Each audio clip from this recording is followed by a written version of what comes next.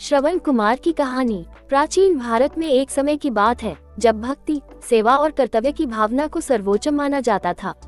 ऐसे ही समय में एक महान भक्त पुत्र हुआ जिसका नाम था श्रवण कुमार। उसकी कहानी आज भी आदर्श पुत्रत्व की मिसाल मानी जाती है। ये कहानी न केवल रामायण से जुड़ी हुई है बल्कि हर युग में बच्चों को अपने माता पिता के प्रति श्रद्धा और कर्तव्य का पाठ सिखाती है। श्रवण कुमार का जन्म एक साधारण लेकिन धार्मिक परिवार में हुआ था। उनके माता पिता वृद्ध और नेत्रहीन थे, लेकिन अत्यंत धार्मिक और तपस्वी स्वभाव के थे। उन्होंने अपने बेटे श्रवण को संस्कार, सेवा और भक्ति की शिक्षा दी। श्रवण कुमार भी बाल्यावस्था से ही सेवा भाव में लीन रहते थे। उन्हें माता पिता की सेवा करना सबसे बड़ा धर्म लगता था। जब श्रवण कुमार युवा हुए तो उनके माता पिता की एक तीव्र इच्छा थी, वे तीर्थ यात्रा पर जाना चाहते थे।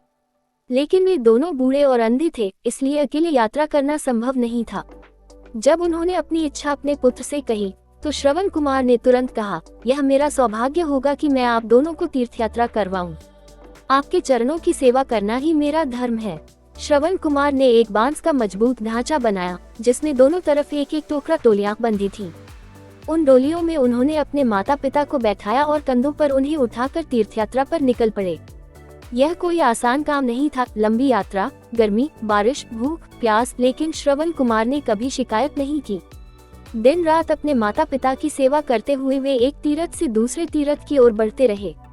श्रवण कुमार की सेवा भावना इतनी गहन थी कि उनके माता पिता हर समय भावुक रहते थे। वे बार बार भगवान से प्रार्थना करते कि उन्हें ऐसा पुत्र अगले जन्मों में भी मिले। उनके लिए श्रवण कुमार स्वयं एक देवता के समान थे। एक दिन वे अयोध्या के पास एक जंगल में पहुंचे। माता पिता को प्यास लगी थी तो श्रवण कुमार जल लेने पास के सरोवर की ओर गए। उसी समय अयोध्या के राजा दशरथ शिकार के लिए जंगल में आए हुए थे। राजा दशरथ अत्यंत कुशल धनुर्धर थे और वे श्रवण वेद नामक कला में निपुण थे, जिसमें आवाज से निशाना लगाया जाता था।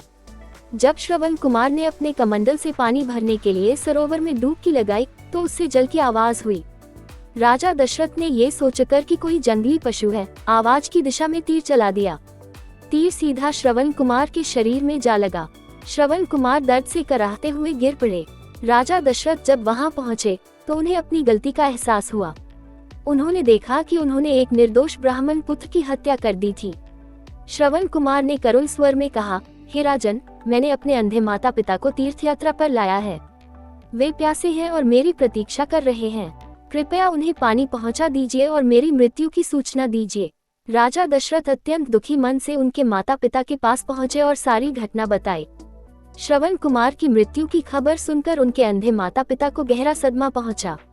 उन्होंने अपने पुत्र का शव छूकर पहचाना और विलाप करते हुए भगवान से प्रार्थना की कि वे भी अपने पुत्र के बिना जीवित न रहें। परंतु जाते जाते उन्होंने राजा दशरथ को एक शाप दिया, जैसे आज हम अपने पुत्र वियोग में तड़प रहे हैं, वैसे ही एक दिन तुम भी अपने पुत्र के वियोग में तड़पोगे। ये शाप आगे चलकर सत्य हुआ। राम के वनवास के समय राजा दशरथ अपने पुत्र राम के वियोग को सह नहीं सके और प्राण त्याग दिए। श्रवण कुमार की कहानी यही समाप्त होती है, लेकिन उनकी सेवा भावना, कर्तव्य निष्ठा और भक्ति की गूंज आज भी सुनाई देती है। भारतीय संस्कृति में उनका नाम आदर्श पुत्र के रूप में लिया जाता है।